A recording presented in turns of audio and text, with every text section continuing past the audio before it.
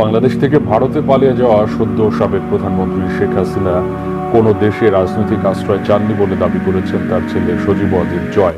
আর doctor Mohammad ইউনূসের উদ্দেশ্যে বলেন, দেশ চালানো এত সহজ না। ভারতের গণমাধ্যম এনডিটিভিকে দেয়া সাক্ষাৎকারে জয় বলেন, আশ্রয় চাওয়ার যে খবর প্রচারিত হচ্ছে তা সঠিক নয়। তাই যুক্তরাষ্ট্র বা যুক্তরাজ্য যে আশ্রয়ের বিষয়ে কোনো জবাব দিচ্ছে না এমন তথ্য সঠিক নয়।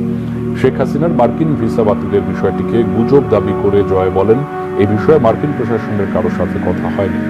জার্মানির ডয়েচে ভেলেকে দেয়া আরেক সাক্ষাৎকারে জয় বলেন, ডক্টর ইউনূস কিভাবে দেশ চালান তা দেখতে চান।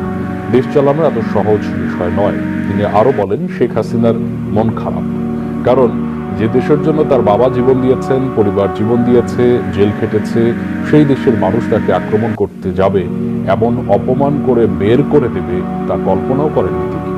হাসিনার ছেলে দাবি করেন, এ নিয়ে 3 বার তাদের পরিবারের বিরুদ্ধে কু হলো। প্রধানমন্ত্রীর উপর আক্রমণ, বাড়ি ভাঙচুর করা, এটা আন্দোলন নয়, সন্ত্রাস। জয় বলেন, তিনি নিজে অথবা শেখ রেহানার 2 সন্তানের কারোরই আওয়ামী লীগের নেতৃত্বে আসার কোনো সম্ভাবনা নেই।